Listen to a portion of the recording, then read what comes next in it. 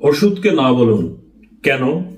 বিস্তারিত জানতে হলে আমার ভিডিওটা পুরোপুরি দেখবেন।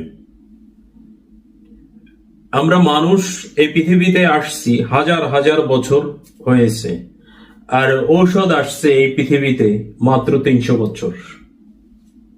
তার আগেকার মানুষ কি খেয়েছেন?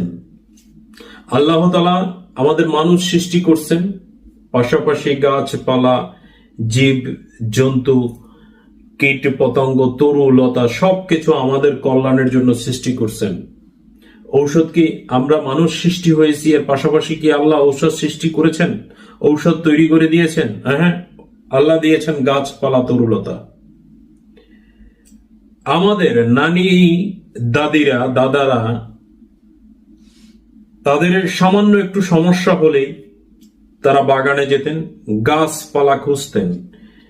তার জ্বর হলে সেই অনুযায়ী সে গাছ নিয়ে আসতেন, সেটা পাতা হোক বা গাছ হোক, পাটায় শেষে তার রস পান করতেন।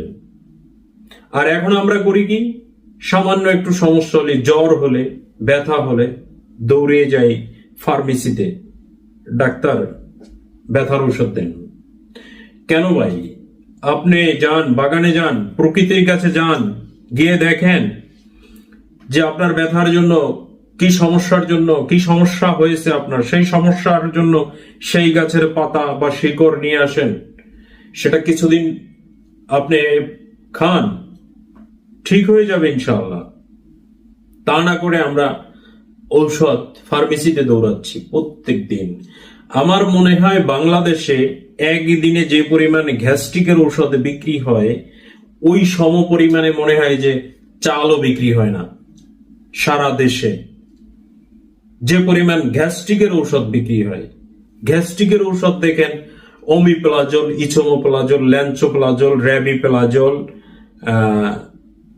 ল্যান্সো র্যাবি, এই বিভিন্ন রকমের আছে, আমার অনেক মনে নেই। আবার এখন আস্তে আস্তে আপডেট হচ্ছে। হ্যাঁ, আগে 20, 40 এ ছিল, এখন বুঝি 30ও বের হয়েছে বর্তমানে। অনেকদিন তো এই ঔষধের ব্যবসা থেকে একটু দূরে যাওয়ার ফলে অনেক কিছুই মনে নেই। যাই হোক, মূল কথায় আসি, আমরা ঔষধকে না বলি। যদি আপনি সুস্থ থাকতে চান, যদি দীর্ঘ দিনে বাঁচতে চান, হায়াতের মালিক আল্লাহ। এখন কথা বলতেছি, এখন ভিডিওতে কথা বলতেছি, 2 মিনিট পরে হয়তো আপনারা শুনবেন নেই, এটা বিধাতার লিখন। যাই হোক,